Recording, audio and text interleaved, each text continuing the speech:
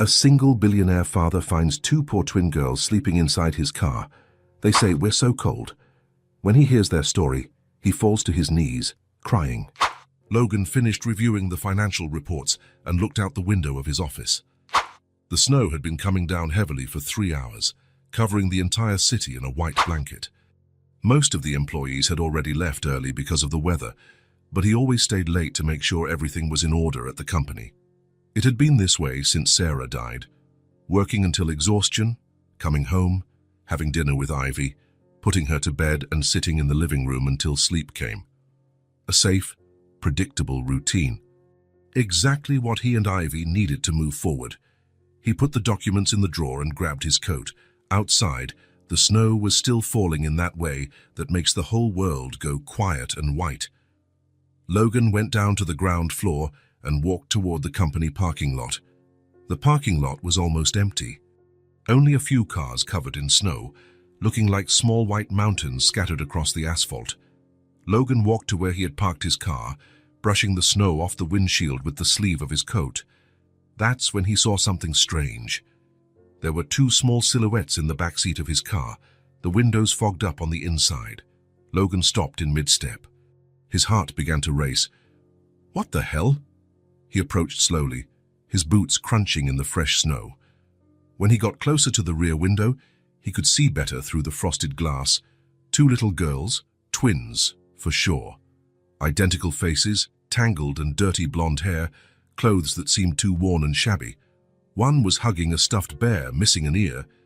They were huddled close together, shivering from the cold. Logan looked around. The parking lot was completely empty. No adult waiting for them. No car with its engine running. Just the falling snow and two children in the back seat of his car. He gently tapped on the glass with his knuckles. The girls woke up startled. The one holding the bear began to cry softly, but not too loudly. The other just looked at him with big blue eyes, as if she was used to being woken by strangers. Logan opened the door slowly, careful not to scare them anymore. "Hi," he said, softening his voice. "Are you okay in there?" The one who hadn't been crying moved first. She sat up and pulled her sister closer to her. "We're so cold," she said. Her voice was small but steady, as if she felt responsible for both of them. "We lost our mother. We have nowhere to go." The words hit Logan in the chest like a punch. He knelt down to be at their level, resting one hand on the car door. "How did you get in my car?" "The door wasn't locked," the same girl replied. "We got in because it was too cold outside. We just wanted to get away from the snow." Logan looked at them more closely. Their clothes were wet and dirty. Their lips were a bit purple from the cold. They were shivering even inside the car. The one who had been crying had stopped, but was still sniffling softly and hiding behind her sister. "Where is your mother?" The girl who had been speaking swallowed hard. Her eyes grew even bigger and sadder. She doesn't wake up anymore." The world stopped for a second. Logan felt that familiar pain tighten his chest, the same pain he felt every time he remembered Sarah in her hospital bed. Too quiet, unable to open her eyes. "How long have you been alone?" "2 days," she answered quickly, as if she'd told the story many times. "We slept in the park yesterday, under the slide. But today it was too cold and the snow didn't stop." Logan couldn't think clearly. He didn't want to think. If he stopped to analyze the situation, he might change his mind. Maybe he'd remember he had responsibilities, that he had Ivy, that his life was already complicated enough without 2 unknown children. "You're coming with me," he said, trying to keep his voice calm. "I'll take you somewhere warm." The girls looked at each other. The one holding the bear whispered something in her sister's ear. Logan couldn't understand, but he sensed they were deciding whether they could trust him. "You won't hurt us, right?"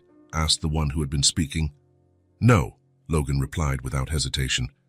"I promise I won't hurt you." "You really promise?" "I promise." They climbed out of the back seat and moved up to the front seat. Logan started the car and turned the heater all the way up. He adjusted the rearview mirror so he could see them while driving. "What are your names?" "I'm Emily," said the one who had spoken so far. "She's Nora. She doesn't talk much to people we don't know. I'm Logan, and don't worry, you're safe now." On the drive home, Logan tried to process what was happening. 2 unknown children in his car, Two children who had lost their mother, just like Ivy had. Two children who needed help, and he was the only person who could help at that moment. Sarah had always wanted more children. They'd tried for years after Ivy was born, but it never worked out. Maybe it's meant to be this way, Sarah used to say after another negative test. Ivy is perfect. Maybe she's all we need. Now Sarah was gone, and two little girls had appeared in his back seat, as if they'd fallen from the sky during a snowstorm. "Logan," Emily called from the back seat. "What's up? Do you have food at your house?" His heart tightened again. He pictured the two of them hungry, sleeping in the cold, with no one to care for them. "Yes, I do. And hot water so you can take a bath too." "It's been a long time since we had a hot bath," Emily said softly. When they arrived home, Logan parked in the garage of his mansion and looked at the large house he and Ivy had shared on their own for 2 years, a house that had grown far too quiet since Sarah died, where the only noise most nights was the television or Ivy playing alone in her room. "You girls stay here for a minute," he said to them. "I'll see if my daughter is awake." "I don't want to scare her." He entered through the kitchen door. The house was dark except for a small hallway nightlight that Ivy always left on because she was afraid of the dark. Logan climbed the marble stairs slowly, stepping on the steps he knew wouldn't make noise, a habit he'd developed to avoid waking Sarah when he came home late from work. Ivy's bedroom door was ajar, as always. She was sleeping on her side, hugging the pink stuffed rabbit Sarah had made for her on her last birthday. The rabbit had long ears and had popcorn embroidered on its belly. Logan went back down and returned to the garage. The girls were exactly where he'd left them, quiet and curled up in the back seat. "You can come out now," he said. "Let's go inside." They followed him to the main living room. Logan turned on just one lamp in the corner so as not to make much noise and wake Ivy. The girls looked around with wide eyes, clearly impressed by the size of the house. "You must be starving." Emily nodded. Nora still held the one-eared bear and looked around as if trying to memorize every detail. In the large kitchen, Logan made 2 peanut butter and jelly sandwiches, the same snack Ivy loved. He warmed 2 cups of milk in the microwave, careful not to make noise, and went back to the living room. The girls ate as if they hadn't seen food in weeks. Maybe it had been almost that long. "Where did you live before you were alone?" Logan asked as they ate. "In a small apartment with our mom," Emily replied between bites. "But Mom's boyfriend used to yell a lot. Mom got sick and he got even angrier with her." "What kind of sick?" Emily made a sad face. "She got very tired. She couldn't get out of bed. Then he would call her lazy and yell at her. We'd hide in the bedroom when he shouted." Logan felt anger rising in his chest. Kids shouldn't have to know men who yell. They shouldn't know what it's like to hide in fear inside their own home. "Where is that man now?" "I don't know. When Mom didn't wake up anymore, he said he wouldn't take care of us, that we had to fend for ourselves because he wasn't our dad." "You're safe now," Logan said, and when he said it, he realized he truly believed it. "No one will yell at you here." After they finished eating, Logan brought soft pillows and expensive blankets from the closet. He set up a cozy spot on the large living room sofa. "You can sleep here tonight," he said. "Tomorrow we'll talk more and figure out what to do." Emily lay down first and reached out for Nora to cuddle up next to her. The two of them nestled under the soft blanket, looking even smaller than they really were. "Logan," Emily called softly. "What's up?" "Thank you for not leaving us in the snow." He felt that lump in his throat that he hadn't felt in a long time, the same lump he used to feel when Sarah would hug him after a tough day and say everything would be okay. "Sleep well, girls." Logan went up to the master bedroom and lay down on the king-size bed that still felt too big without Sarah. He stared at the high ceiling, thinking of her, thinking of Ivy, thinking of the 2 little girls sleeping on the living room sofa. Something had changed in this house. He could feel it in the air, in the silence that was no longer quite so silent. Sarah's always complained that the house was too quiet. "A mansion this size needs more people," she used to say when they were still trying for another child. "This house was made for a big family, Logan. It's waiting for more life." Now there were 4 people in the house, and Logan couldn't stop thinking that maybe Sarah had something to do with all of this, that maybe she had somehow sent those 2 little girls to him. Early the next morning, Logan woke to the familiar sound of Ivy coming down the marble stairs. She always woke early on Saturdays to watch cartoons in the living room before he got up. He came down behind her and reached the living room just as Ivy stopped midway, staring at the sofa where Emily and Nora were still sleeping, cuddled together. Ivy looked at him with an expression he'd never seen before. It was surprise, confusion, and something that looked like fear mixed with anger. "Dad?" she whispered, as if she didn't want to wake the girls but needed an immediate explanation. The twins woke at the sound of her voice. Emily sat up first, rubbing her eyes. Nora stayed lying down, but opened her eyes and looked at Ivy over the stuffed bear. "Hi," Emily said to Ivy with a small, shy smile. Ivy took a step back, moving closer to Logan. "Dad, who are they? Why are they in our living room?" Logan knelt down to be at her level, placing his hands on his daughter's small shoulders. "They're Emily and Nora. They were cold and needed somewhere to sleep." But you always said that," Ivy began, but then stopped. Tears filled her eyes, which she tried to hold back. "You promised that after Mum died, it would just be the two of us. You promised—" Logan felt his stomach knot. Ivy was right. He had promised exactly that. On the night of Sarah's funeral, when Ivy asked if they would always be alone, he said yes, that it would just be the two of them against the whole world always. "Ivy, honey, you lied," she screamed, forgetting to keep her voice down. "You said it would just be the two of us." Before Logan could say anything, Ivy ran upstairs. The sound of her bedroom door slamming echoed through the entire house. Logan looked at the twins, who watched in silence. Emily had a sad expression on her face, as if she was used to not being welcome. Nora shrank even more and hid her face in the stuffed bear. "She doesn't like us," Nora said, the first thing she'd spoken since arriving in the house. "She was just surprised," Logan said, trying to sound more confident than he felt. "She didn't expect to find you here." He went up to Ivy's room and knocked gently on the door. "Ivy, let Daddy in so we can talk." "No, go away." "Sweetheart, let me explain what happened." "You promised," she yelled from the other side of the door. Her voice trembled with sobs. "After Mom died, you said it would always be just the two of us. You lied to me." Logan pressed his forehead against the wooden door. Ivy was completely right.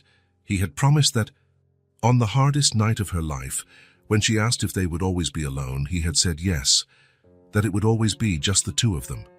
"Ivy, the girls don't have a family. They lost their mother, just like you did. They need help." Silence on the other side of the door. "It's only temporary," he continued, even though he wasn't sure if it was true. "Just until we figure out what to do with them. I don't want to share you with anyone." Her voice came muffled. She was probably burying her face in the pillow. "Mom is already gone. Now will you love them more than me?" "I won't love you any less, Ivy. You are my daughter." "Nothing will change that. But now you're going to have other daughters too." Logan stood there, unsure what to say. From downstairs, he could hear Emily softly talking to Nora, probably trying to calm her. For the first time since Sarah died, Logan felt he had a purpose beyond just waking up every day and moving forward. Those two little girls needed him. But Ivy needed him too, and now he had to figure out how to take care of all three without losing any of them. He went down to the living room. Emily and Nora were sitting on the sofa, quiet as two wounded birds. "Are you hungry?" he asked. Emily nodded. Logan went to the kitchen and decided to make pancakes, something he hadn't done since Sarah died because it was too much work for one person. But now, there were 4 people in the house, even if one of them was locked in her room. The sweet smell of pancakes filled the house. Logan remembered Sarah making pancakes on Sunday mornings, humming softly as she cooked.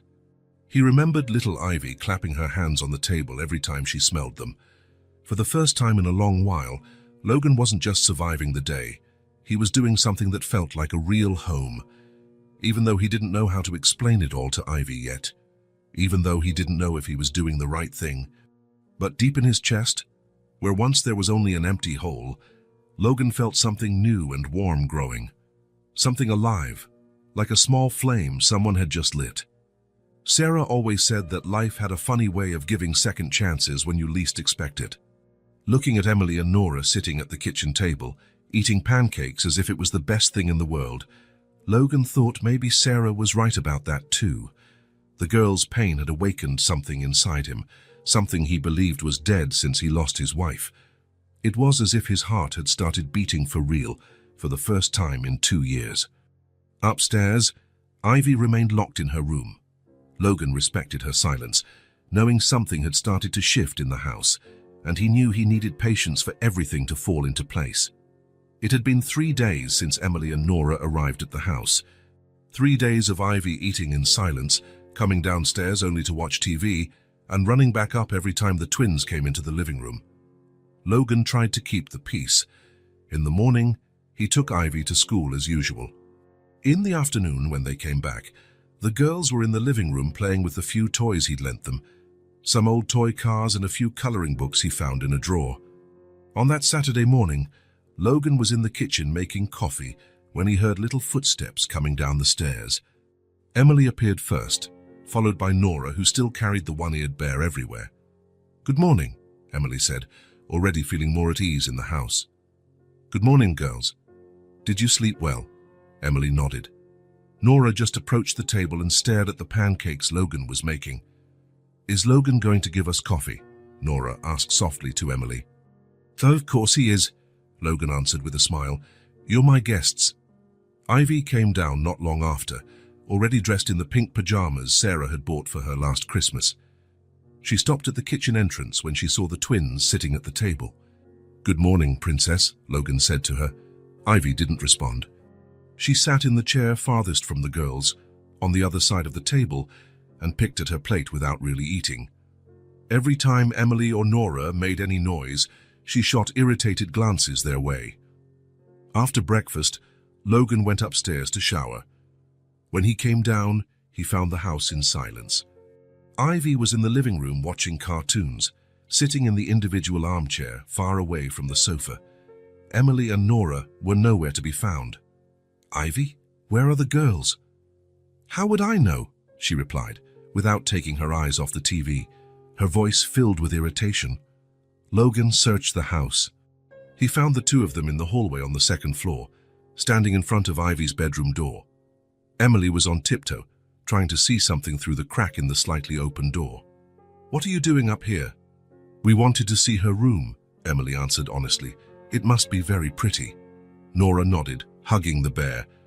"We just wanted to see how it is," she said softly. Logan understood.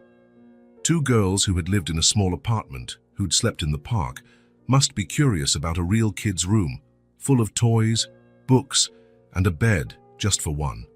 "Do you want me to ask Ivy if she'll let you come in?" Emily shook her head quickly. "No need. We were just looking."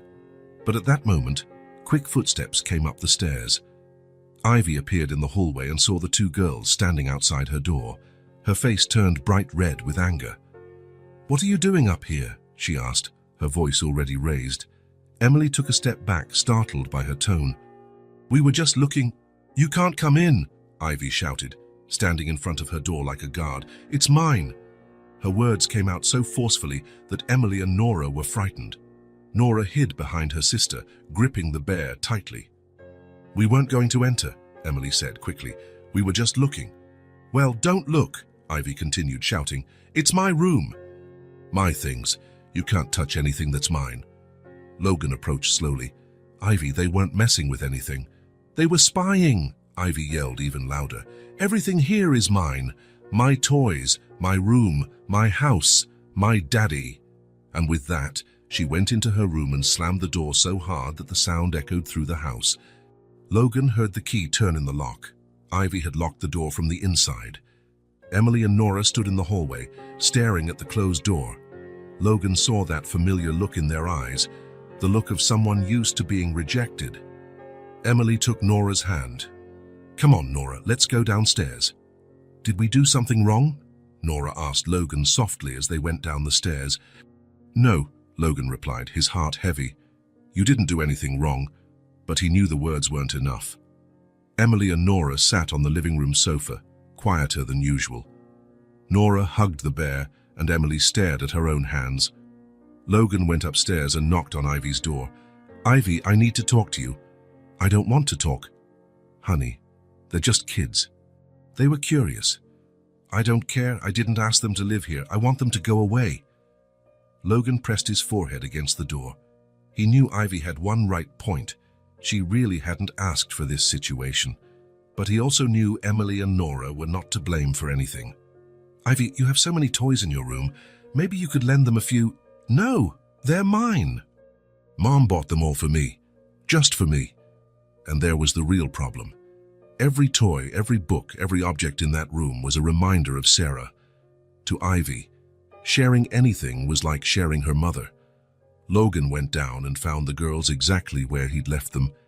Emily was trying to play with Nora, but it was obvious the two of them were sad.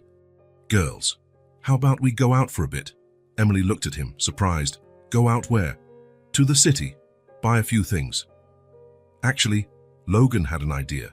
Something that might help Emily and Nora feel less like intruders and more like, well, like children who deserved to have things of their own.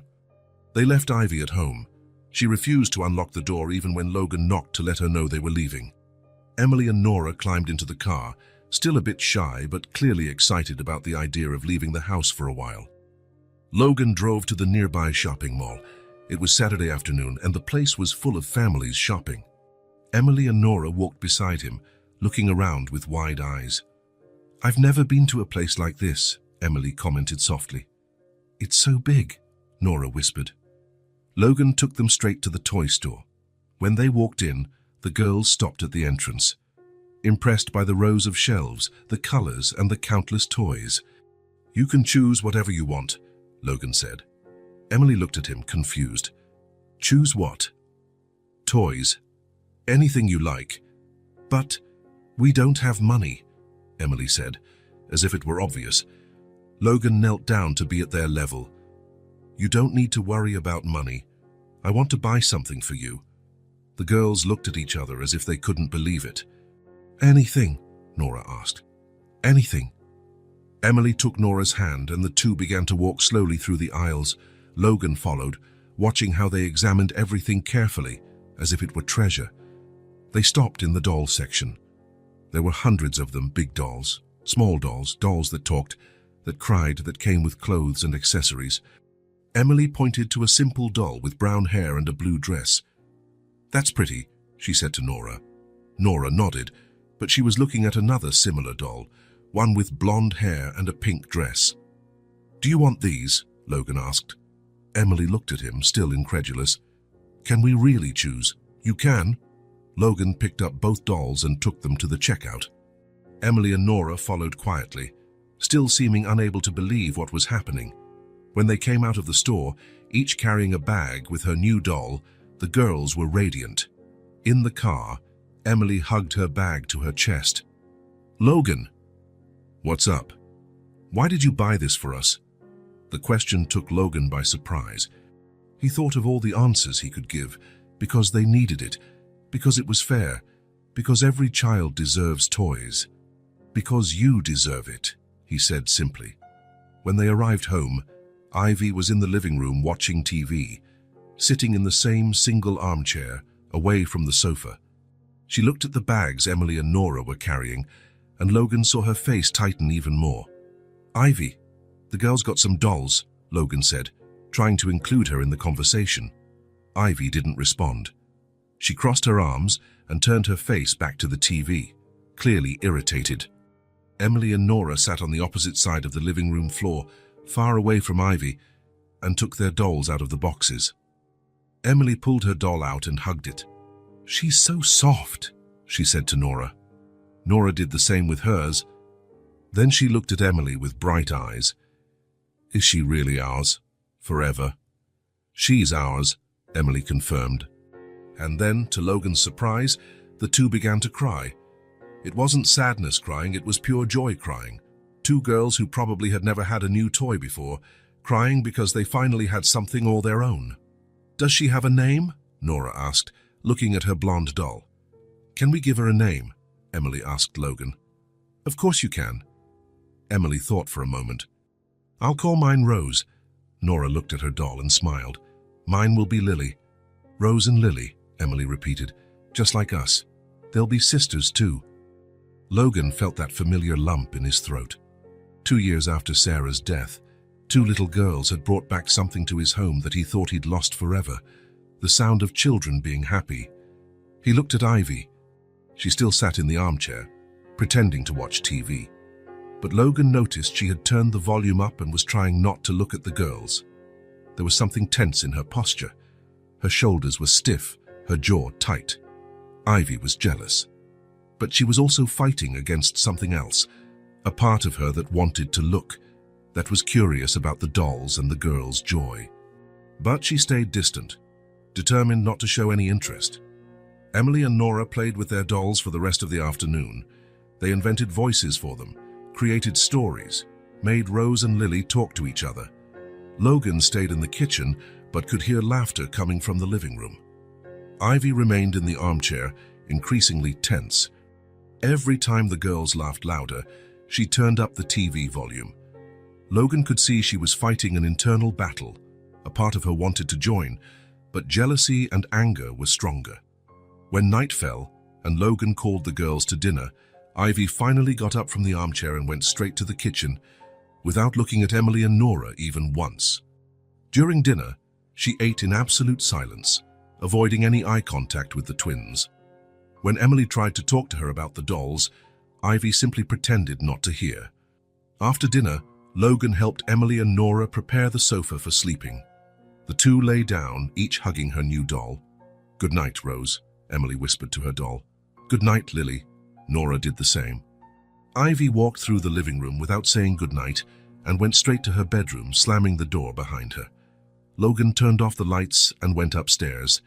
He found Ivy lying in bed, but she was clearly not sleeping.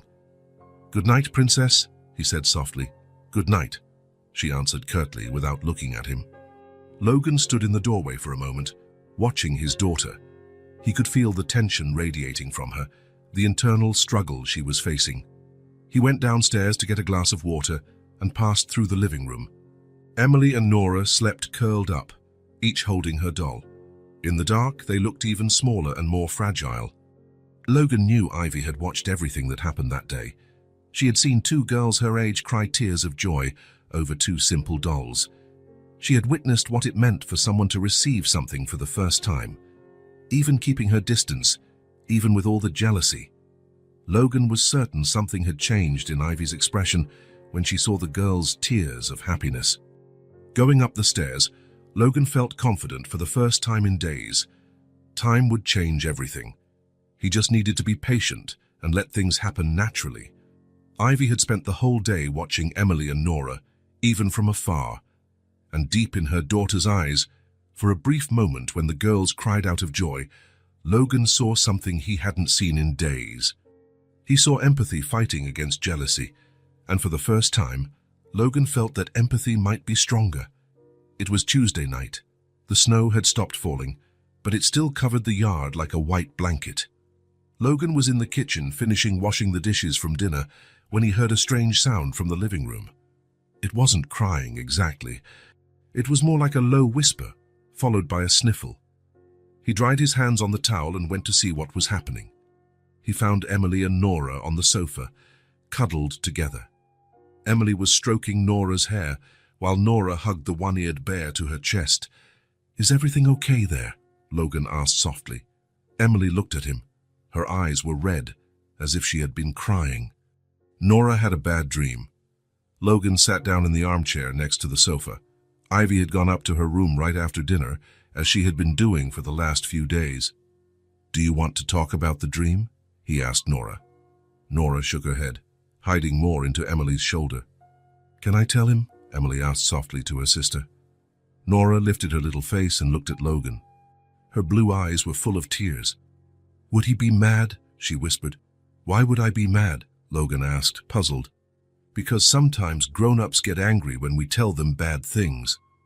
Logan's heart tightened. What kind of life had these girls had for them to think telling the truth would make grown-ups angry? "I won't be mad," he said firmly. "So you can tell me anything." Emily took a deep breath. "Our stepfather used to yell a lot," she began. "He wasn't our real dad. Mom married him when we were very little." Logan leaned forward, giving her all his attention. At first he was nice, Emily continued. He brought us candy, but then he changed. How did he change? He started yelling at Mom. He said she did everything wrong, that the food was bad, that the house was dirty, that we made too much noise. Nora shifted in Emily's lap. He broke things, she said softly. Plates, cups. One time, he broke the bathroom mirror. Mom was scared of him, Emily continued. We saw her crying in her bedroom. She tried to hide it, but we knew. Logan felt anger growing in his chest but kept his voice calm. Did he hurt you? He asked. Emily shook her head. No. He only yelled at us. He said we were annoying, that we gave him too much trouble. But he never hit us. And your mother? Logan asked. Emily hesitated. One time we saw a bruise on her arm. She said she hit the table, but you didn't believe her. No, Logan clenched his fists, imagining a man yelling at two 5-year-old girls, terrorizing a woman who just wanted to protect her daughters. What happened next? Mom got sick, Emily said, her voice growing softer. She started getting very tired. She slept all day. She couldn't get out of bed. He got even angrier at her because of that, Nora added. He said she was faking. One night, Mom woke us up very quietly, Emily continued. She said we had to go. She had saved some money and we were going to a better place. We left very early when he was asleep, Nora said. Mom carried 2 bags and we walked to the bus station. Logan imagined the 3 of them walking in the early morning, running away from home like refugees. Where did you go? To a small apartment on the other side of the city, Emily replied. It was just 1 bedroom and a small kitchen, but Mom said we'd be safe there. And were you?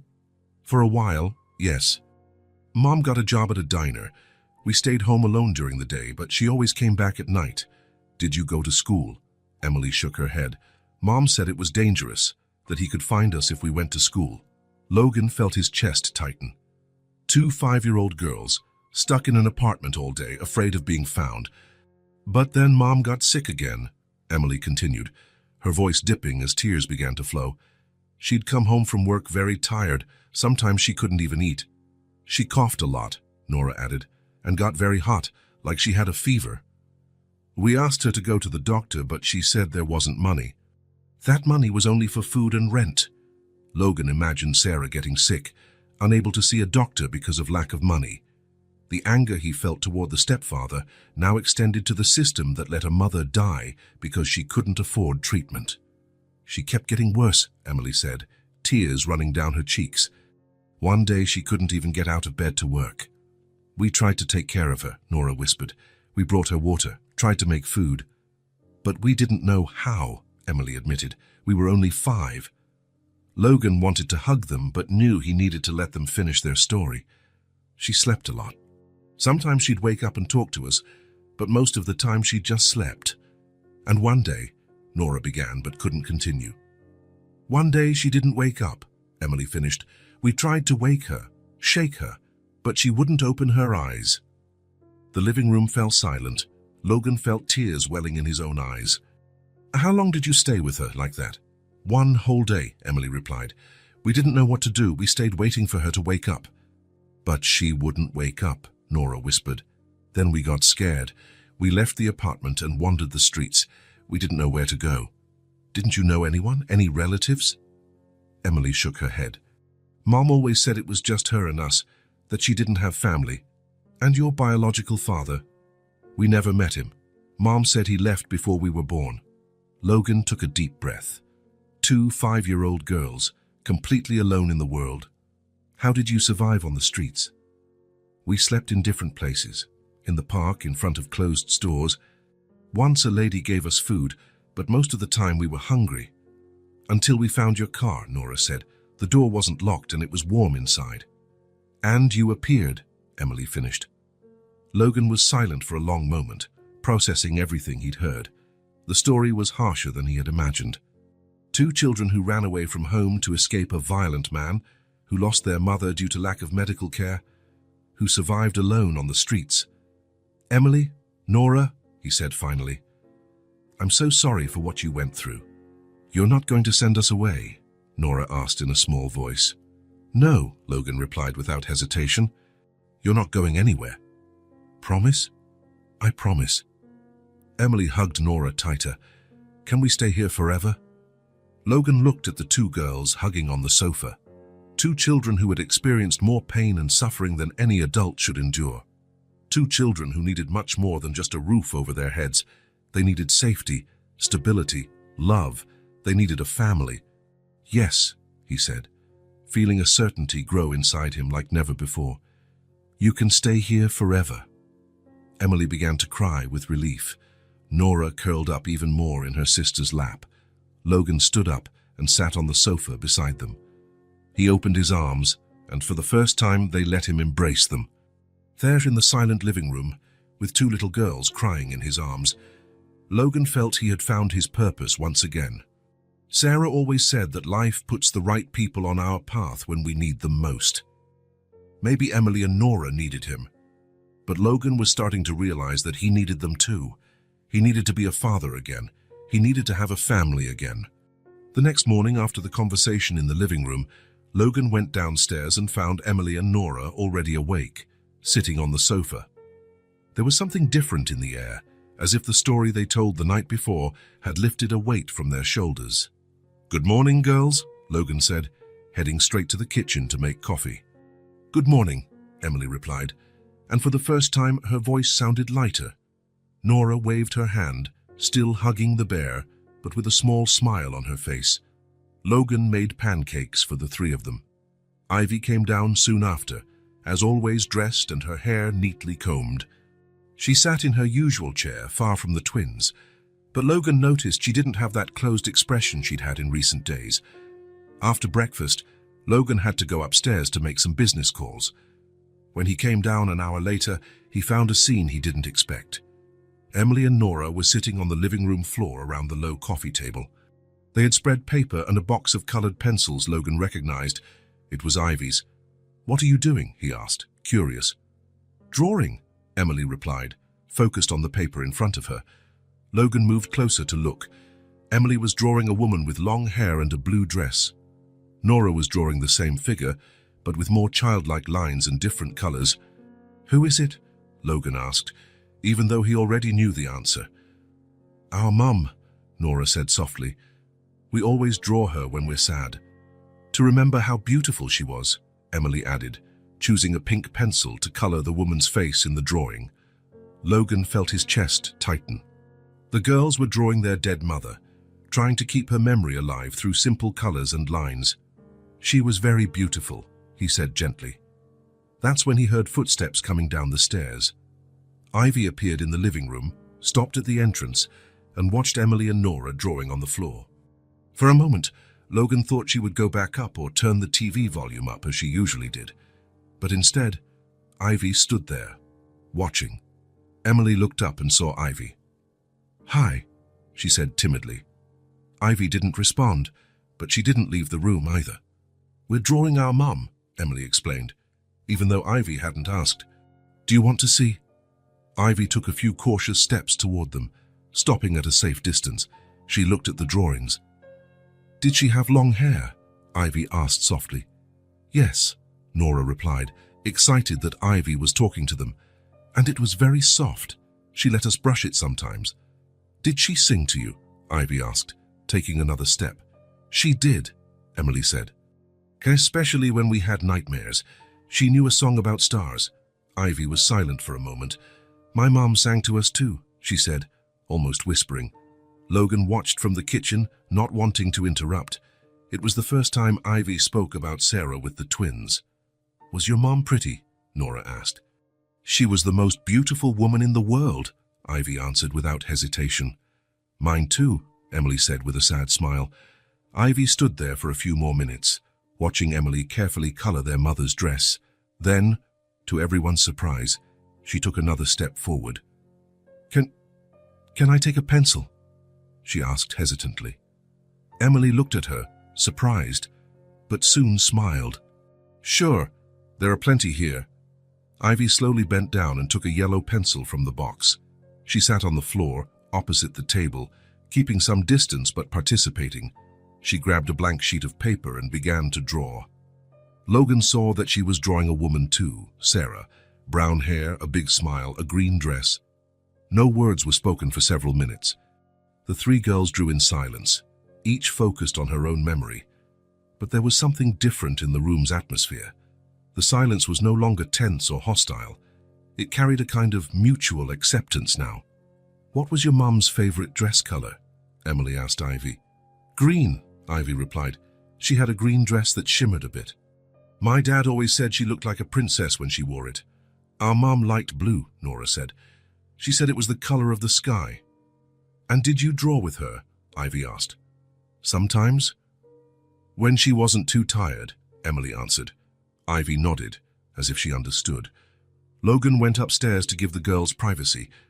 When he came down for lunch, they were still in the living room, but now there were more drawings spread out and the three were sitting closer to each other.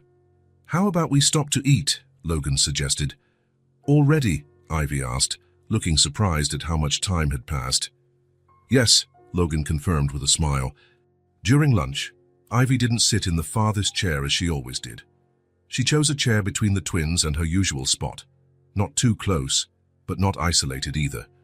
In the afternoon, Logan had to go out to handle some business at the company. When he returned late that afternoon, he found a scene that made him pause at the front door. The three girls had built a giant fort using blankets and cushions. They had tied blankets to the back of the sofa and the armchair, creating an improvised tent that took up half the living room, and they were all inside. Logan could hear laughter and conversations coming from the fort. He approached quietly. "No, Lily has to stay here to watch the house," Emily said, speaking on behalf of her doll. "And Rose will go get food in the forest," Nora added. "And popcorn will help," Ivy said. And Logan noticed she had brought her stuffed rabbit into the play. "Does Popcorn know how to hunt?" Emily asked, genuinely curious. "Rabbits don't hunt," Ivy answered with a giggle. "But she can help pick berries." Logan smiled. Ivy was laughing. He hadn't heard his daughter's laugh in over a week. "Girls," he called softly, "can I come into the fort?" "You can," came the chorus of voices. Logan bent down and entered the makeshift tent. Inside, the three girls were sitting in a circle with their dolls in the middle. They had spread out some of Ivy's toys, cars, building blocks, books. "What a great fort," Logan said, looking around. "I made it myself," Ivy said proudly. "Well, I helped them because they didn't know how to tie knots." "Ivy knows how to tie knots really well," Emily said admiringly. "My mom taught me," Ivy explained. "She always said every girl needed to know how to tie knots." "Our mom didn't know knots," Nora said. "She only knew how to cook and sing." "I can teach you," Ivy offered, and Logan saw surprise on Emily and Nora's faces. "You would?" Emily asked. "Of course." "It's easy." Logan left the fort and went to the kitchen to prepare dinner, but he could hear the girls talking and laughing. The sound filled the house in a way he hadn't heard in 2 years. It was the sound of childhood. When he called the girls for dinner, they came out of the fort with messy hair and rosy faces from laughing so much. "Dada, can we leave the fort up?" Ivy asked. "Of course, Princess. And after dinner, can we play some more?" Emily wanted to know. "You can play until bedtime." After dinner, the girls went back to the fort. Logan stayed in the kitchen, washing dishes, listening to the sounds coming from the living room, laughter, conversation, the rustle of toys being moved. At one point, he heard music. Ivy had turned on the small radio on the shelf, and the three were singing along to a children's song. Then the music changed to something more upbeat, and Logan heard quick footsteps on the wooden floor. He peeked from the kitchen door and saw the three girls dancing on the living room rug. Ivy was teaching Emily and Nora some steps Sarah had shown her. The twins tried to imitate, stumbling and laughing when they messed up. "No, like this," Ivy said, demonstrating an arm movement. "Mom said you have to imagine you're flying." Emily and Nora tried again, this time keeping better rhythm. "We did it!" Nora shouted, jumping with joy. "So now you know how to dance like me," Ivy said, smiling. Logan leaned against the kitchen wall, moved with emotion. Ivy was sharing Sarah's memories with Emily and Nora. She was teaching them the things her mother had taught her. It was as if Sarah were there, present in the way Ivy cared for the twins, taught them, shared with them.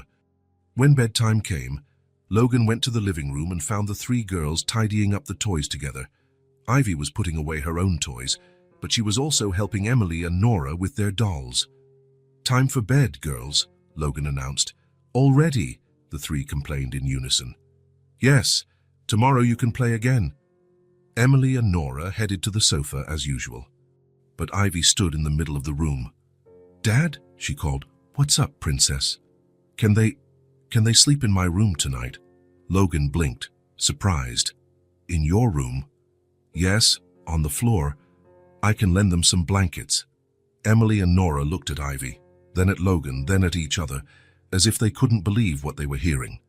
"If they want to," Logan said. "We do want to," Emily said quickly. "We do want to," Nora agreed.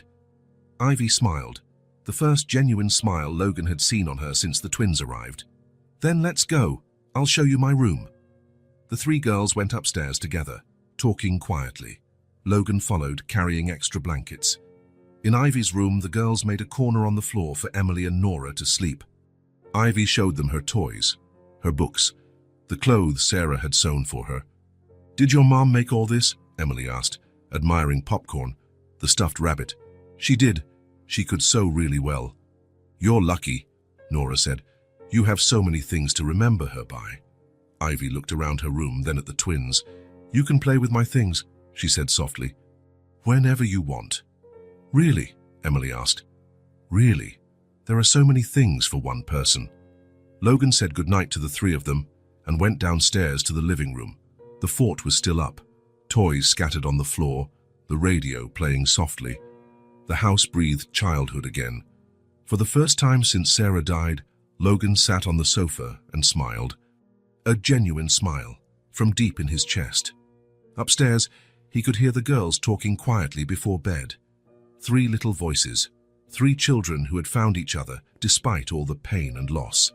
Ivy had spent a week building walls around her heart. But Emily and Nora, with their simple need for love and acceptance, had found a way to tear them down. Not with force or insistence, but with patience, with the silent understanding that they all had lost their mothers, that they all needed each other. Logan looked around the transformed living room and realized that Sarah had been right about the house. It had been built for a big family, and now finally it was complete. 3 weeks had passed since Emily and Nora arrived. 3 weeks of laughter filling the house, of games that went on until bedtime, of Ivy teaching the twins how to make braids and tie shoelaces. Logan was in the kitchen preparing lunch when he heard the doorbell ring. The girls were in the living room, building a castle with blocks. Ivy had lent all her building toys, and now the three were working together on increasingly elaborate projects. "Girls, can someone see who it is?" Logan called from the kitchen, stirring the marinara sauce. "I will," Ivy answered. Logan heard footsteps run to the front door, then Ivy's voice speaking to someone. "Daddy," she called. "There's a lady here who wants to talk to you." Logan turned off the stove and went to the door. He found a well-dressed middle-aged woman holding a clipboard with a serious expression on her face. "Mr. Logan Matthews?" she asked. "That's me. My name is Carol Henderson. I'm a social worker with the Child Welfare Department. I need to speak with you." Logan's stomach dropped. Ivy was next to him, looking curiously at the woman. From the living room, he could hear Emily and Nora quietly talking about where to put the next block in their castle. "What is this about?" Logan asked, trying to keep his voice calm. "We received a report that there are 2 children living in this house without proper documentation. May I come in?" Logan hesitated. He knew he couldn't refuse, but he also knew this visit would change everything. "Of course," he said, opening the door fully. The social worker entered and immediately saw Emily and Nora in the living room. The two had stopped playing and stared at the stranger with wide eyes. "Are these the children?" Carol asked, consulting her clipboard. "Yes," Logan replied. Emily slowly stood up, pulling Nora close to her. Logan recognized immediately the expression on their faces. It was the same expression they'd had when he first found them in his car. Pure fear. "Girls, come here," Logan called softly. Emily and Nora approached, clinging to each other. Ivy stood next to Logan, not fully understanding but feeling the tension in the air. "What are your names?" Carol asked the twins. crouching to be at their level. "Emily," replied the first, her voice small and scared. "Nora," whispered the second, hiding behind her sister. "And where are your parents?" Emily looked at Logan, then back at the social worker. "Our mom died," she said softly. "And your father?" "We never met him." Carol made notes on her clipboard. "Mr. Matthews, how long have these children been living here?" 3 weeks, Logan answered honestly. "Do you have any legal documentation? Authorization to care for them?" Logan felt his world collapse.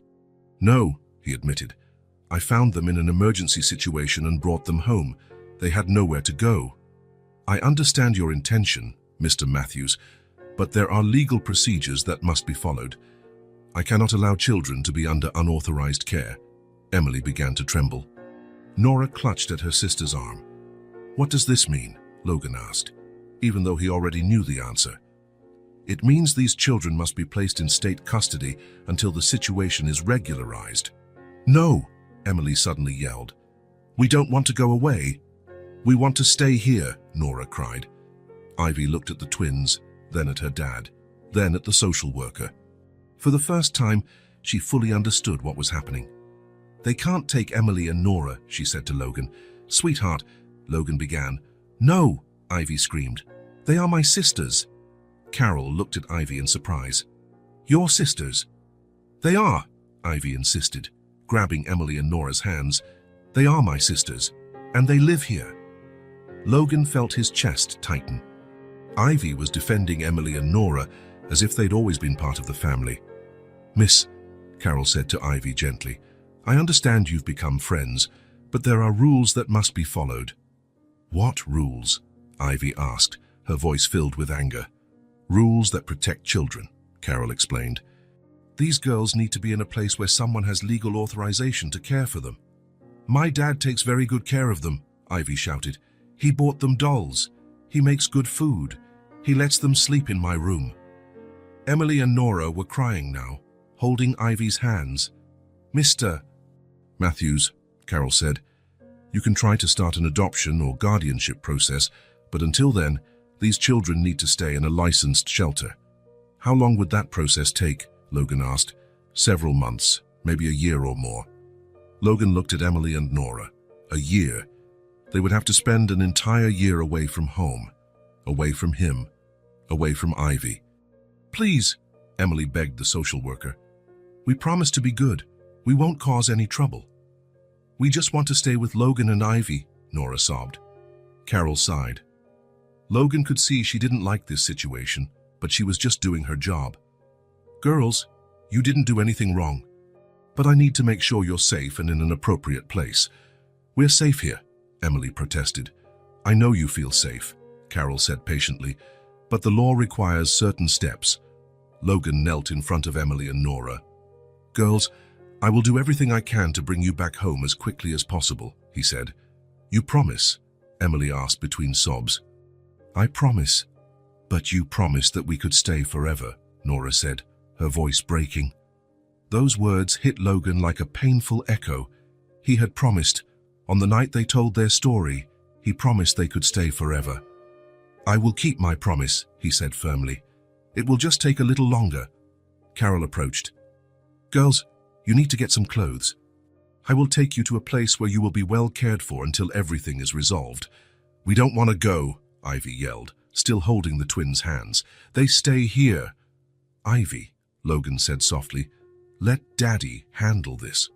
"No, you promised they could stay. You lied again." Logan felt his heart shatter. Ivy was right. He had promised. And now he was breaking that promise, just like he did when he brought Emily and Nora home without telling her first. Emily and Nora went upstairs to Ivy's room to collect their few belongings. The dolls Logan had bought, some clothes he had gotten for them, Nora's one-eared bear. When they came downstairs, the 3 girls were crying. "You can visit them," Carol said, trying to comfort them. "And if the adoption process is approved, you'll be able to live together again." "If," Ivy asked, "if it doesn't work out?" Carol didn't answer, but her expression said it all. A social services car was parked in front of the house. Logan carried the small suitcase with Emily and Nora's things. Neighbors had come to their windows and were watching the scene from their porches and gardens. That's when Logan saw Mrs. Wilson from the house next door, quietly talking to another neighbor and pointing at him. The look of satisfaction on her face said everything he needed to know. She had made the report. At the car door, Emily and Nora clung to Logan. "Will we come back home?" Emily asked, tears streaming down her face.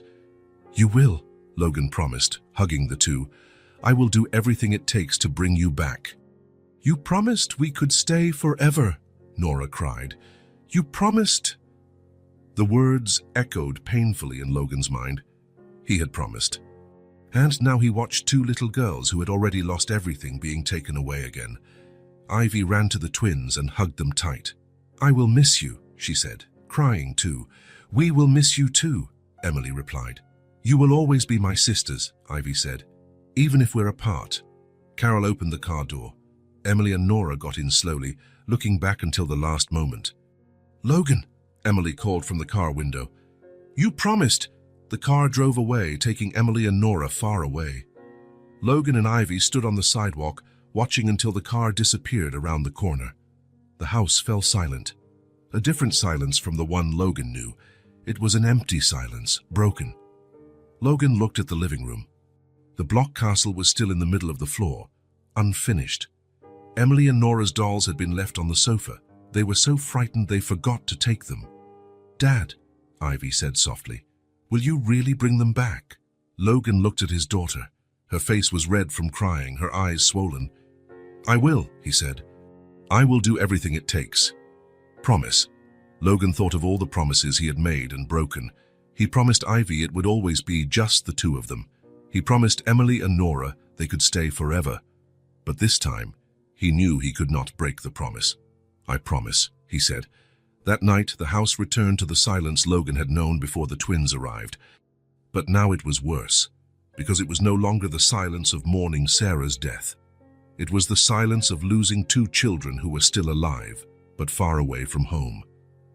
Ivy cried in her room until she fell asleep. Logan stayed in the living room, looking at the scattered toys, at the fort still set up in the corner. The pain of mourning had returned, but in a new and cruel form.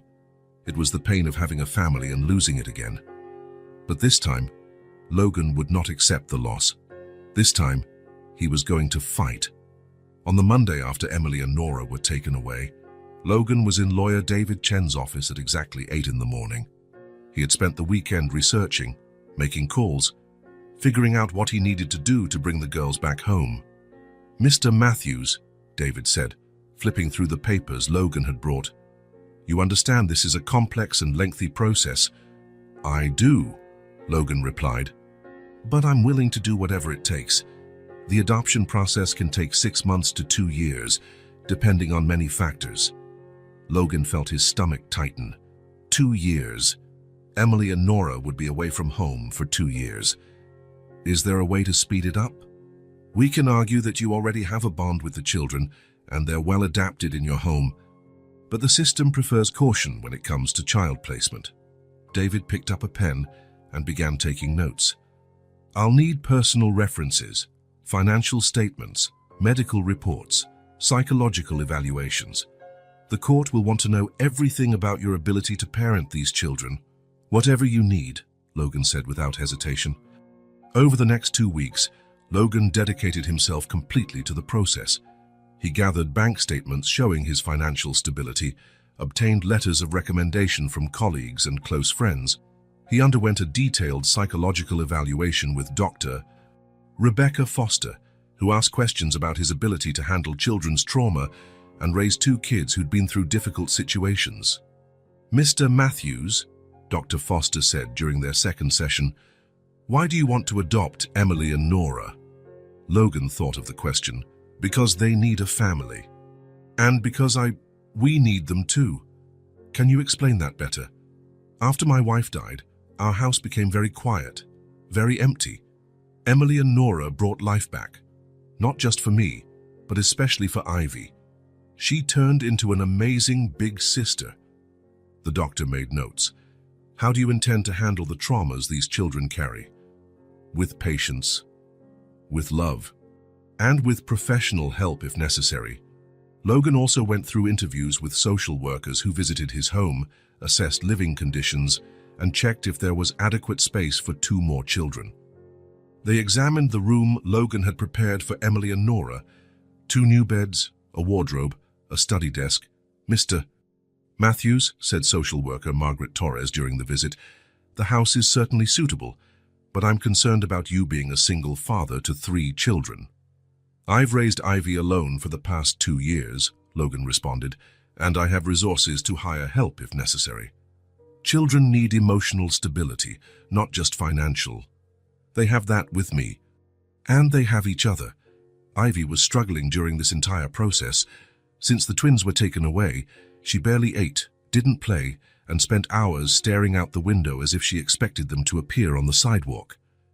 "Dad," she said one morning as she poked at her cereal without eating, "are the girls okay at the shelter?" "I'm sure they are, Princess." "Do they miss us?" Logan knelt beside her chair. "They miss the 2 of us a lot, just as much as we miss them." "When will they come back?" "I'm doing everything I can to make it as soon as possible." Ivy was silent for a moment. "Dad, can I help in any way?"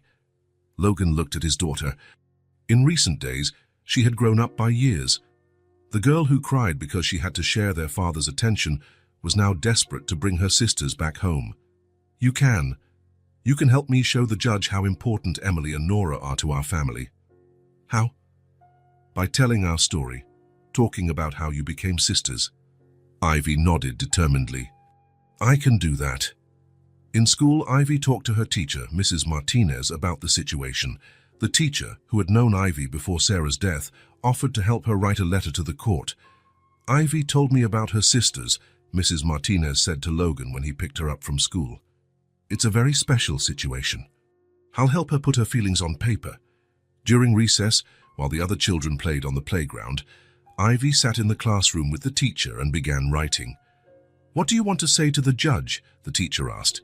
Ivy thought for a moment. "I want to say that Emily and Nora are my true sisters, that they complete our family." "That's a beautiful line, Ivy." "Let's start there," Ivy dictated, and the teacher helped put it on paper. "Dear Judge, my name is Ivy Matthews, and I am 5 years old. I want to talk about Emily and Nora, who are my sisters. I know they didn't come from the same mother as me, but that doesn't matter. They are my sisters from the heart. When Emily and Nora came to our house, I felt jealous. I was afraid my dad would love them more than me. But then I realized that having sisters is the best thing in the world. Emily taught me how to do different braids. Nora taught me a song that their mother used to sing. They helped me not miss my mom so much, because I have them to take care of me now. I share my toys with them. They sleep in my room. We play together, eat together, watch cartoons together. They are my real sisters. I don't want to grow up without them. Please let us stay together.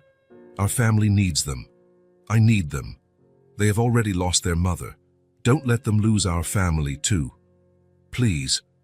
Ivy Matthews. When Logan read the letter that night, he had to step away so he wouldn't cry in front of Ivy. "Is it good, Dad?" "It's perfect, Princess. The judge will understand how much you love your sisters." Logan attached the letter to the adoption paperwork, along with the psychological reports, references, financial documents, and all other evidence that he could provide a safe, loving home for Emily and Nora.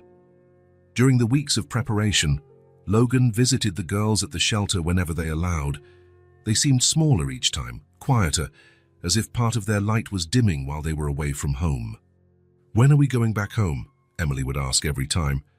"Soon," Logan would answer. "I'm doing all I can." "You promise?" "I promise." David Chen reviewed all the documents one last time before officially filing the adoption petition. "Mr. Matthews, we've done everything we can. Now we wait for the court's response." "How long?" "A few weeks for the initial review. Then they'll schedule a hearing."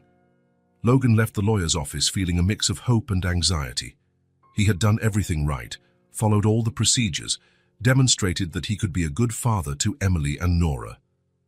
Now it was up to the legal system to agree with what his heart already knew, that those 2 girls belonged in his family. That night, Ivy asked, "Dad, will the judge let Emily and Nora come back home?" Logan looked at the letter she had written, still on the kitchen table. "I think so, Princess. I think when the judge reads your letter, she'll understand that the three of you are a real family." Ivy smiled for the first time in weeks. "I hope so. I missed my sisters so much." Logan missed them too. The house felt too quiet, too empty without Emily and Nora. But he had fought with every tool he had. Now he could only hope it would be enough. After 6 weeks of preparation, documents, interviews, and waiting, finally came the day of the first hearing. Logan put on his best suit. Ivy wore the blue dress Sarah had bought for her, and they went to the courthouse. David Chen met them at the entrance. "Are you ready?" he asked. "Ready," Logan replied, holding Ivy's hand. The courtroom was smaller than Logan expected. Judge Patricia Williams, a woman with gray hair and a serious expression, presided behind a high bench. Emily and Nora sat in the front row with Carol Henderson, the social worker. When the twins saw Logan and Ivy enter, their faces lit up. "Logan," Emily whispered, waving. "Ivy." Nora tried to stand, but Carol made her sit down again.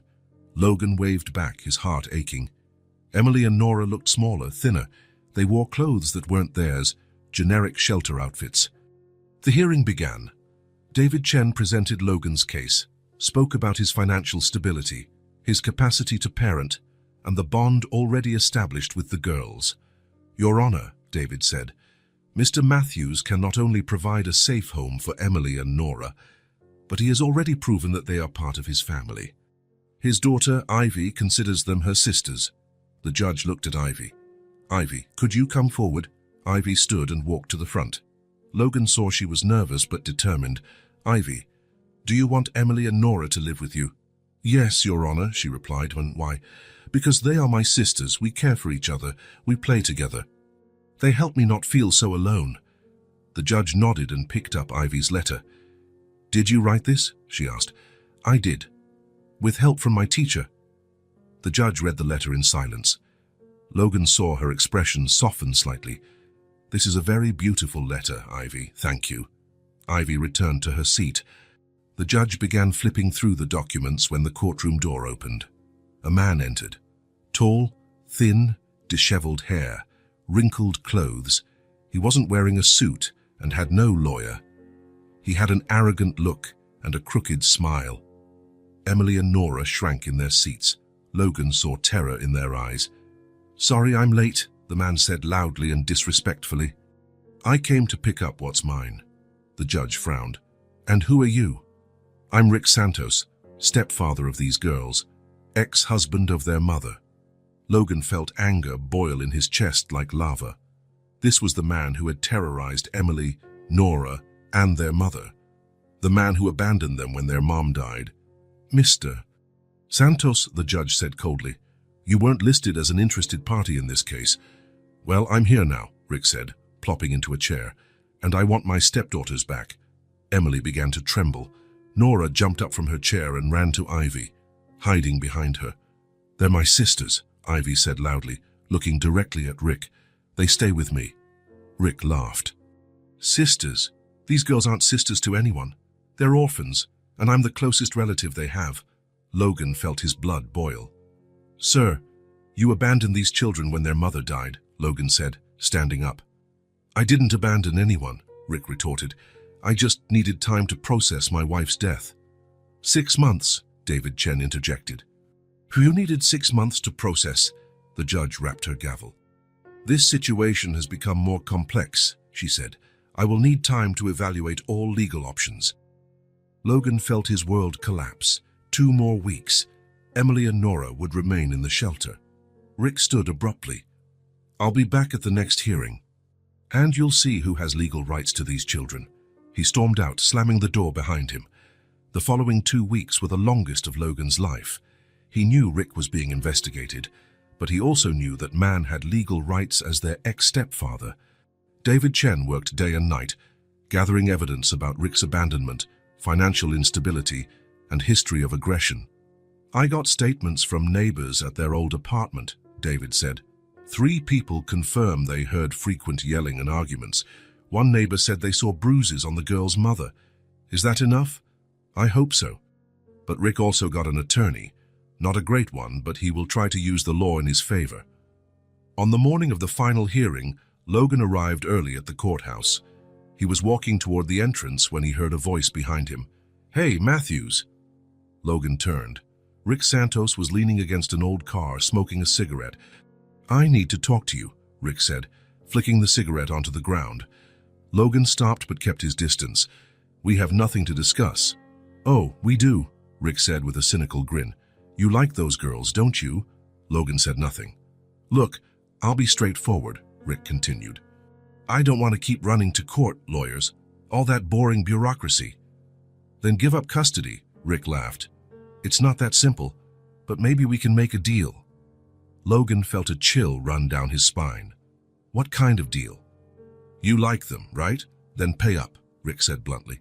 "Give me a good amount and I'll disappear. I'll sign any paper you want." Logan froze. The man was trying to sell Emily and Nora. "Give me 50,000 and I'll be gone forever," Rick continued. "I don't even want them. They were always a burden." Logan was in absolute shock. How could someone speak of 2 children like that? How could someone be so cruel? But he didn't argue. He didn't shout. He didn't lose his composure. He just looked Rick in the eyes and said, "You don't even deserve their name on your lips." Rick shrugged. "Then let the judge decide. But you'll lose. I'm the closest relative." Logan turned and walked into the courthouse. In his chest, he felt a mix of disgust and determination. Rick Santos had just revealed his true self. In the courtroom, Logan found David Chen. "David, I need to tell you something." Logan recounted the entire conversation in the parking lot. David took quick notes. "This changes everything," David said. "I'll use it at the hearing." When the hearing began, Rick was present with his attorney, a man who looked tired and clearly wasn't prepared for the case. The judge called Rick to testify first. "Mr. Santos, why do you want custody of Emily and Nora?" "Because they are my stepdaughters. I took care of them when their mother was alive." "Did you abandon these children after their mother died?" "I did not abandon. I was grieving." David Chen stood. "Your Honor, I'd like to report a conversation that took place this morning in the parking lot." David described Rick's attempt at blackmail. The courtroom fell silent. "Mr. Santos," the judge said with a cold voice, "do you confirm you offered to relinquish custody in exchange for money?" Rick turned pale. That was a misunderstanding." "Misunderstood how?" Rick's attorney tried to intervene but was clearly out of his depth. The judge then called Emily and Nora forward. "Girls, can you tell me with whom you want to live?" Emily looked at Rick, then at Logan. "We want our daddy," she said clearly. "The dad who chose us, not the one who abandoned you." "No," Nora said firmly. "We want Logan and Ivy." "Why do you want to live with Mr. Matthews?" "Because he takes care of us," Emily replied. "He makes good food, buys toys, lets us play. He hugs us when we're sad." "And Mr. Santos, do you want to live with him?" Both shook their heads vigorously. "He is mean," Nora said. "He made Mom cry." The judge looked at Rick with contempt, then at Logan. "Mr. Matthews, please come forward." Logan stood up. "Do you want to adopt Emily and Nora?" "I do, Your Honor." "Why?" "Because they are my daughters, not on paper, but in my heart, and because they deserve a family that loves them unconditionally." The judge remained silent for a long moment, studying the documents before her. "Considering all factors presented," she said finally, "especially Mr. Santos's demonstrated abandonment, his inappropriate attempt at blackmail, and the clear wishes of the children." Logan held his breath. "I grant the adoption of Emily and Nora Matthews to Mr. Logan Matthews." The courtroom erupted in silent applause. Logan felt tears welling in his eyes. Ivy screamed with joy. Emily and Nora ran to him. "It's official," Emily asked, hugging Logan. "It's official," he replied. "You are my daughters now." Rick stood abruptly and left the room without a word. Logan hugged the 3 girls, his 3 daughters, in the middle of the courtroom. Ivy was crying tears of happiness. Emily and Nora clung to him as if they would never let go. "Can we go home now?" Nora asked. "We can go home," Logan confirmed. Finally, after months of struggle, they were safe. They were a family. 6 months after the final hearing, Logan woke up on the first day of school for the girls with a feeling he hadn't had in years: complete peace. The house had been full of life since Emily and Nora returned for good. There were no more empty silences, no more feeling that something was missing. The mansion finally breathed, as Sarah always said it should breathe, like a home for a big family. "Daddy!" Ivy screamed from upstairs. "Emily can't find her backpack." "It's in my room," Logan called back, smiling as he prepared 3 lunchboxes in the kitchen. 3 lunchboxes, something so simple that made him happy every day. Emily ran into the kitchen, already dressed in her school uniform, a white blouse and a navy blue skirt, high white socks. Her blonde hair was tied in 2 braids that Ivy had taught her to do. "I found it," she said, waving a new backpack, pink with gold stars, chosen by her in the store. "Great. Where's your sister?" Emily smiled every time Logan referred to Nora as your sister. Even after months, she still got emotional about being part of a real family. "Nora is trying to decide which doll to take to school," Emily answered, grabbing an apple from the fruit bowl. "And Ivy? She's brushing her teeth. She said she wants to be perfect for her first day as an official big sister."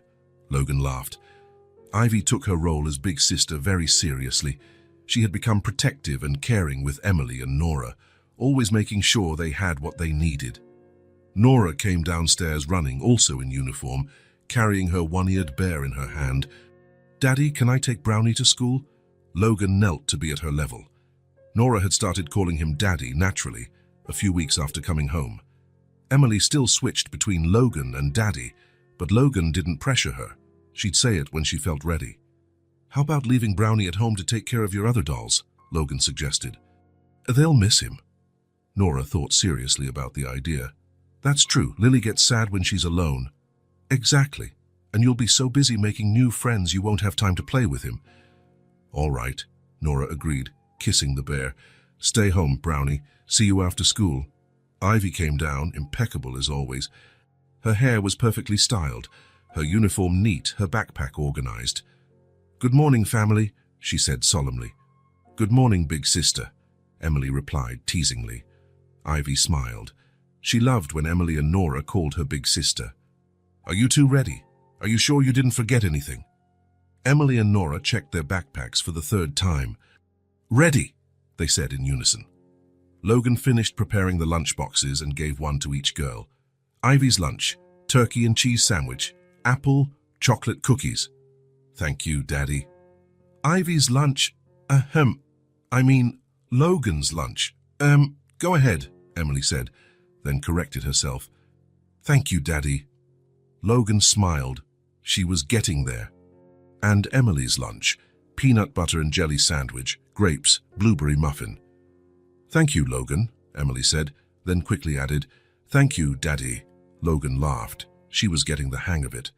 "And Nora's lunch: cheese sandwich, strawberries, oatmeal cookies." "Thank you, Daddy. You're the best daddy in the world." "I am," Logan asked, feigning surprise. "You are," all 3 replied together. In the car, the girls chatted excitedly about their first day of school. Ivy already knew the school, so she was explaining to Emily and Nora how everything worked. "Our teacher is Mrs. Martinez. She's really nice," Ivy said. "And there's a huge library with millions of books." "Millions? Really?" Nora asked, impressed. "Well, maybe not millions, but a lot." "Will there be other kids our age?" Emily asked. "Yes, and you'll make friends in no time." Logan watched them in the rearview mirror. 6 months ago, Ivy was jealous of sharing his attention. Now she was the biggest advocate for her sisters. When they arrived at the school, Logan parked and turned to the girls. "Ready for the big day?"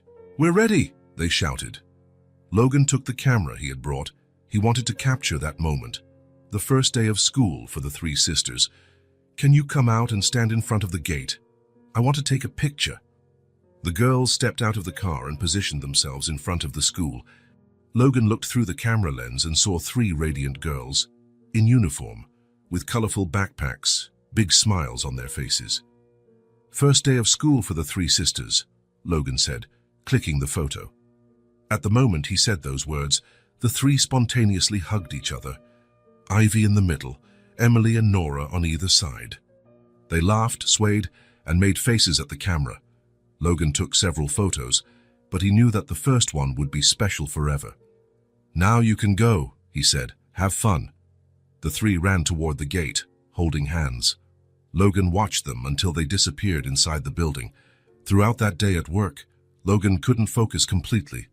He kept thinking about how Emily and Nora were doing, if they were making friends, if they were happy. When it was time to pick them up, he arrived at the school 15 minutes early. The three girls emerged together, chatting animatedly. "Daddy!" Nora shouted, running to him. "School is amazing." "Did you make friends?" Logan asked, lifting her onto his hip. "I did. There's Sophia, Anna, and Pedro. They're so nice." "And you, Emily?" "I made friends too. And the teacher said I draw really well." "Of course you draw well. You've always drawn well." Ivy approached with a proud smile. "Daddy, my sisters were the most popular kids in class today." "Were they?" "Yes. Everyone wanted to be friends with them. And when someone asked if we were real sisters, I said yes." "Because we are real sisters," Emily added. "That's true," Nora agreed. On the drive home, the girls told every detail of their day, the games at recess, the lessons they learned, the new friends they made. "Daddy," Ivy said suddenly, "can you teach us to make that special dinner tonight? To celebrate our first day?" "What special dinner?" "The one you used to make for Mom on birthdays, with pasta and red sauce." Logan felt a twinge in his chest. Ivy rarely spoke about Sarah, but when she did, it was always with affection. "Of course, Princess. Let's make Mom's special dinner." At home, the four of them went to the kitchen. Logan taught the girls how to make the tomato sauce Sarah loved, explained how to season the pasta, how to know when it was just right. Mom said cooking was a way to show love, Ivy explained to Emily and Nora as they stirred the sauce. "Our mom said that too," Emily replied. "She made a porridge that was really good when we were sick." "All moms know how to cook with love," Nora said seriously. "And dads do too," Ivy added, looking at Logan. "Daddy cooks with a lot of love." During dinner, the girls didn't stop talking about their plans for the next day, about the friends they wanted to introduce to each other, about the projects they would do together at school. "Tomorrow, I'm going to show everyone the drawing Emily made," Ivy said. "And I'll tell them about the fort we make at home," Emily added. "And I'll say I have two sisters," Nora said proudly. After dinner, Logan helped the girls with their homework, just a little bit on the first day, only some drawings and simple exercises. At bedtime, the three went to their rooms. Ivy slept in her own room, and Emily and Nora shared the room Logan had prepared especially for them. 2 beds with matching quilts, a study desk, shelves filled with books and toys. Logan said goodnight to each one. "Good night, Princess," he said to Ivy. "How was being a big sister today?" "It was amazing, Daddy. I like taking care of them." "You're a wonderful big sister." "Daddy, what's up? Do you think Mom would like my sisters?" Logan sat on the edge of her bed. "I'm sure she would. Mom always wanted you to have siblings. Then she's happy up in heaven." "She's very happy." Ivy smiled and snuggled into her pillow. "Good night, Daddy." "Good night, my love." In Emily and Nora's room, Logan found the two talking quietly in their beds. "What are you talking about?" he asked. "About how nice our first day was," Emily answered. "And how lucky we are to have a family," Nora added. Logan sat between the 2 beds. "You think you're lucky?" "We do," Emily said. "Because we have you, Ivy, this house, our new school, and because we don't have to be afraid anymore," Nora finished. "You will never have to be afraid again," Logan promised. "You're home now." "Forever?" Emily asked. "Forever?" After he said goodnight to them, Logan went downstairs to the living room. He looked around the house that was now truly alive. Toys scattered, drawings pinned to the fridge, 3 school backpacks by the front door. There was something new on the living room wall that hadn't been there that morning, a framed drawing the girls had made together. 4 people holding hands, surrounded by hearts and stars. Underneath, written in big, colorful letters, "Our family." Logan sat on the sofa and looked at the drawing. 4 people, him, Ivy, Emily, and Nora. A complete family. He thought of everything that had happened since that snowy night when he found two little girls sleeping in his car. He thought of Ivy's initial resistance, of the legal battle, of the moments of fear when he thought he might lose Emily and Nora. But mostly, he thought of how love had grown naturally among them, how Ivy had turned from a jealous girl into a protective big sister, how Emily and Nora had gone from frightened children to confident, happy girls, how he himself had rediscovered the joy of being a father. Logan looked at the photo of the first day of school he had developed and placed on the table. 3 girls in uniform, hugging, smiling at the camera. His 3 daughters. He picked up the phone and called David Chen. "David, this is Logan." "Logan, how was the girls' first day of school?" "Perfect. They're radiant. That's wonderful. How are the final adoption papers?" "All signed and filed. Emily and Nora Matthews are officially my daughters." "That's such great news, Logan. You all deserve this happiness." "David, I wanted to thank you for everything." "I just did my job." "No, you did much more than that. You fought for a family." After hanging up, Logan stayed in the living room a while longer, just enjoying the silence that was now not empty, but full of love and peace. He remembered Sarah saying that life had a funny way of giving second chances when you least expect it. She was right. Emily and Nora were not just a second chance for him. They were a second chance for the whole family, for Ivy to learn to be a sister, for the house to be a home again, for Logan to rediscover that his heart could still grow. He went upstairs to his bedroom and, before falling asleep, looked out the window at the street where it all began, where 2 little girls in desperate need of help found shelter in the back seat of his car. Now they slept safely in their own beds, in their own home as part of their own family. Logan smiled in the darkness. "I didn't buy their love," he whispered